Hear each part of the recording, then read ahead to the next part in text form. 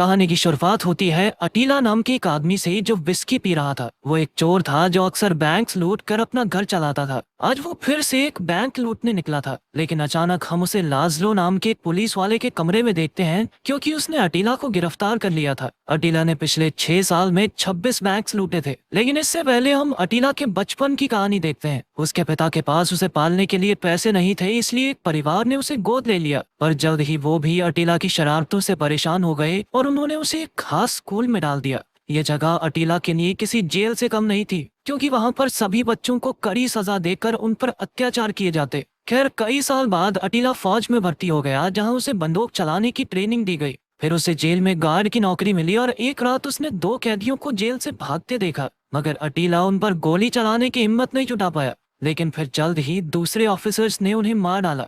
तब वो सोचता रहा कि लोग इतने बेरहम कैसे हो सकते हैं। उसी रात उसने फैसला कर लिया कि वो आर्मी में नहीं रहने वाला और वो वहां से भाग गया। वो एक ट्रेन के डिब्बे के नीचे सिर्फ एक बेल्ट के सहारे लटका रहा और आखिरकार बुडापेस्ट पहुंचा। वहां से उसने अपने आजाद जीवन की शुरुआत की और अपना आइस हॉकी खेलने का सपना पूरा करने की सोची। अटीला के पास रहने की जगह नहीं थी, इसलिए उसने वहीं सफाई की नौकरी ले ली ताकि उसे रहने की जगह मिल जाए। वो प्रैक्टिस के साथ साथ साफ सफाई और वहाँ के छोटे मोटे काम करता था। जल्द ही उसकी टीम के बाकी खिलाड़ियों के साथ दोस्ती हो गई और वो बाहर घूमने गए। तभी अटीला की नजर एक लड़की पर पड़ी और वो उसी वक्त दिल हार बैठा। अटीला ने तुरंत जाकर उससे बातचीत की और पता चला कि उसका नाम केटा है। खैर, बाद में वो केटा के साथ फिल्म देखने गया, मगर उसके पास पॉपकॉर्न खरीदने के भी पैसे नहीं थे, जिससे वो काफी शर्मिंदा हुआ। अब अटीला को काम करने के लिए इस देश का नागरिक होना जरूरी था, इसीलिए वो इमिग्रेशन ऑफिस पहुंचा। और तब उसे पता चला कि पहले उसे अपने देश से सारे डॉक्यूमेंट्स लाने होंगे, मगर उसके लिए अपने देश वापस जाना खुद को मौत के कुएं में फेंकने जैसा था।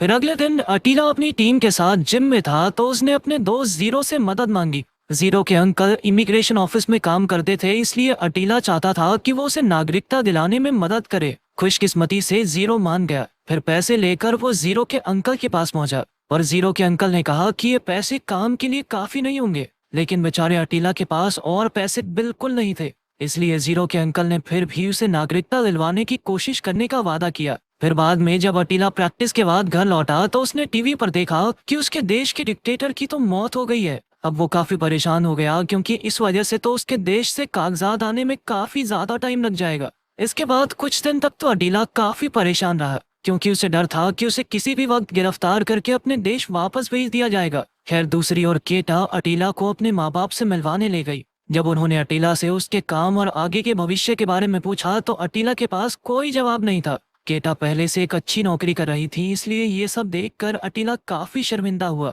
फिर वो खुद ही वहां से उठकर चला गया। ये देखकर केटा को भी बहुत बुरा लगा। फिर कुछ दिन बाद अटीला एक पोस्ट ऑफिस में गया, जहां उसने देखा कि वहां एक भी गार्ड मौजूद नहीं था। और यही वो पल था जब अटीला के मन में चोरी का ख्याल बुनने लगा। इसके बाद वो बाजार गया और भेस बदलने के लिए नकली बाल और नकली पिस्तौल खरीद लाया। फिर उसने घर जाकर एक ऑफिसर की तरह अपना भेस बनाया। अब पोस्ट ऑफिस में चोरी करने से पहले उसने विस्की की एक बोतल पी ली, ताकि उसकी घबराहट दूर हो जाए। जब वो पोस्ट ऑफिस पहुंचा, तो उसके चेहरे की हवाइयां उड़ी हुई थी। पहले तो वहाँ काम करने वालों को भी यकीन नहीं हुआ कि अटीला चोरी कर रहा है, लेकिन कुछ ही पलों में उसने लोगों को कमरे में बंद कर दिया और उनका सारा पैसा चुरा लिया। इसके बाद वो सारे पैसे लेकर फरार हो गया। वो सीधा ट्रेन की सुरंगों की ओर भागा, ताकि कोई सुराग पीछे ना रह जाए। साथ ही उसने अपने जूते और कपड़े भी उतार फेंके। आखिरकार जब वो घर पहुंचा, तो उसने देखा कि उसने काफी सारे पैसे चुरा लिए थे। तब से अटीला इन पैसों से ऐश करने लगा और उसने जोल्टी का उधार भी चुका दिया। उससे रुका नहीं गया और उसने गाड़ी भी खरीद ली। आखिरकार वो कई महीनों बाद केटा से मिला। जब केटा ने उससे पूछा कि वो इतने दिनों तक कहाँ था, तो उसने जवाब दिया कि वो पैसे कमाने की कोशिश में जुटा हुआ था, ताकि वो केटा के माँ बाप को दिखा सके कि वो निकम्मा नहीं है। ये सुनकर केटा तो बेहद खुश हुई। बाद में जब अटीला हॉकी प्रैक्टिस से घर वापस आया, तो अचानक उसके कुछ दोस्त उससे मिलने आ गए। पहले तो उन्हें लगा कि अटीला ने कोई बैंक लूटा है, और अटीला ने बात घुमा दी कि उसने भालों की खाल बेचने का बिजनेस शुरू किया है, उसी से आए हैं पैसे। खैर, फिर कुछ ही समय में उसने सारा पैसा उड़ा दिया। अब अटीला इससे भी बड़ी चोरी करने के बारे में सोचने लगा। जल्द ही उसने काम शुरू कर दिया और इस बार उसने प्लान बनाया कि एक मोटर बाइक से भागेगा। लेकिन जब वो बिल्डिंग में चोरी करने पहुंचा, तो उसने ध्यान नहीं दिया कि वहां एक सिक्योरिटी गार्ड मौजूद था। जैसे ही वो चोरी करके बाहर निकला, तो उसकी नजर गार्ड पर पड़ी, तो अटीला तुरंत भाग निकला। लेकिन फिर कुछ ही पलों में उसे गाड़ी ने जोरदार टक्कर मार दी। अटीला फिर से उठकर भाग निकला, लेकिन फिर जल्द ही सिक्योरिटी गार्ड भी उसके पीछे पड़ गया। आखिरकार अटीला एक नदी में कूदकर बच निकला। उस दिन के बाद से अटीला लगातार चोरियां करने लगा और जल्द ही वो बैंक्स को लूट लूट कर अमीर हो गया। मगर हर बार चोरी करने से पहले वो एक विस्की की बोतल जरूर पीता था और चोरी के बाद निशानी के तौर पर बोतल वहीं छोड़ जाता। इसी वजह से जल्द ही वो विस्की बैंडिट के नाम से मशहूर हो गया। फिर एक बार अटीला केटा को वर्ल्ड टूर पर ले गया। जब इंस्पेक्टर लाजलो ने अटीला की ये कहानी सुनी तो वो सोच में पड़ गया कि अटीला जैसे चोर पूरी दुनिया घूम सकते हैं और उसके जैसे ईमानदार अफसर आज तक देश से बाहर भी नहीं जा सके। खैर फिर हम अटीला की कहानी को आगे देखते हैं, जहां वो अपनी हॉकी टीम के साथ वापस ट्रेनिंग कर रहा था। वहीं उसकी मुलाकात कोच के बेटे गाजा से हुई। गाजा अगले मैच में अटीला के साथ खेलने वाला था। इधर अटीला एक और चोरी करके फिर से भागने में कामयाब रहा, लेकिन इस बार पुलिस काफी चौकन्नी थी और उन्होंने सारी सड़कों पर पहरा बढ़ा दिया था।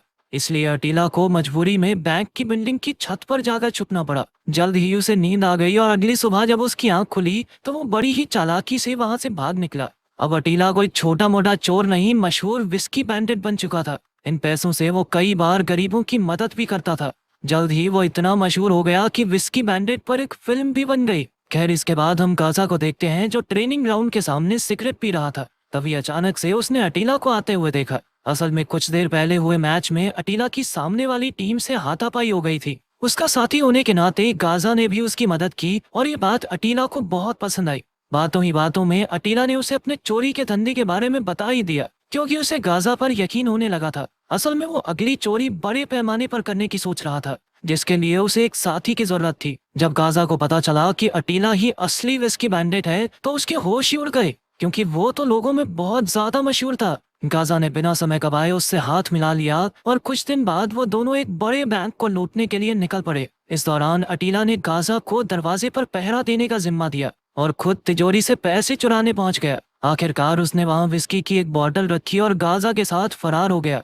उनकी चोरी सफल रही, जिसकी खुशी में उन्होंने जमकर पार्टी की। मगर कुछ दिन बाद अटीला ने गाजा को उस चोरी के बारे में अपने दोस्तों से बात करते हुए सुना, जिससे अटीला आग बबूला हो गया और उसने बाद में गाजा को खूब डांटा। फिर अगले दिन से अटीला की जिंदगी खौफ में बीतने लगी, क्योंकि उसे हर पल पकड़े जाने का डर सताने लगा। खैर बाद में अटीला और गाजा एक और बैंक लूटने निकले। उन्होंने वहां की जानकारी इकट्ठा की और चोरी को अंजाम देने निकल पड़े। पहले तो सब कुछ ठीक रहा, पर फिर अचानक बैंक के एक गार्ड ने खुद को तिजोरी में बंद करके ताला लगा लिया, ताकि अटीला और गाजा ज्यादा पैसे न चुरा पाए। तभी बैंक के बाहर मौजूद मजदूरों ने उन्हें देख लिया और जैसे ही वो बैंक से बाहर निकले तो मजदूर उनके पीछे पड़ गए। जल्द ही गाजा और अटीला अलग अलग दिशाओं में भागे और अटीला ने किसी की गाड़ी चुराकर भागने की कोशिश की। तभी वहां पुलिस आ गई और अचानक अटीला किसी दूसरी गाड़ी से टकरा गया, मगर फिर भी वो किसी तरह पुलिस वालों से बचकर भाग निकला।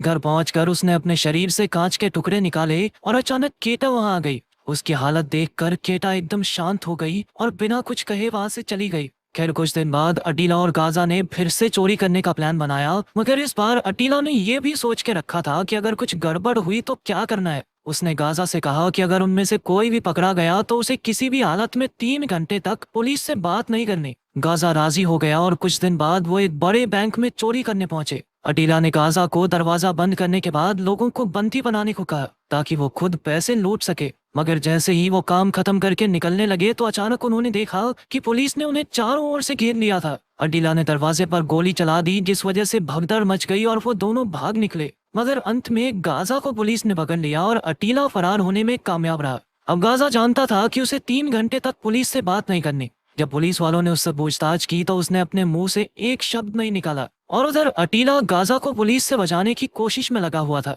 इधर पुलिस वालों ने गाजा को खूब पीटा, मगर वो अटीला के आने का इंतजार करता रहा। अचानक गाजा ने पूछा कि समय क्या हुआ है, तो इंस्पेक्टर लाजलो समझ गया कि गाजा किसी के आने का इंतजार कर रहा है। फिर लाजलो ने अपने आदमियों से कहकर गाजा को एक दूसरे कमरे में भेज दिया, जहां की घड़ी बहुत तेजी से चल रही थी। जब गाजा ने देखा कि 3 घंटे से ऊपर हो चुके हैं और अटीला अब तक उसे छुड़ाने नहीं आया, तो उसने खुद ही पुलिस को अटीला के बारे में सारी सच्चाई बता दी, जिसके बाद पुलिस ने जल्द ही अटीला को भी गिरफ्तार कर लिया। बाद में केट हाउस से जेल में मिलने आई तो पता चला कि वो किसी और आदमी के साथ रहने लगी थी, क्योंकि वो अटीला के हाथों अपना दिल बार बार तोड़वा कर थक चुकी थी। अब अटीला एकदम अकेला महसूस कर रहा था। आखिरकार अटीला और लाजलो आमने सामने आए और लाजलो ने उससे वादा किया कि वो उसे कड़ी से कड़ी सजा दिलवा कर रहेगा। बाद में अटीला अपने जेल के कमरे में पहुंचा तो वो शांत नहीं बैठा। उसने एक केबल निकाली और उसके सहारे जेल से भागने की कोशिश की। काफी कमरे पार करने के बाद वो खिड़की से भागने ही वाला था कि पुलिस को खबर मिल गई और उन्होंने अटीला को फिर से पकड़कर जेल में कैद कर दिया।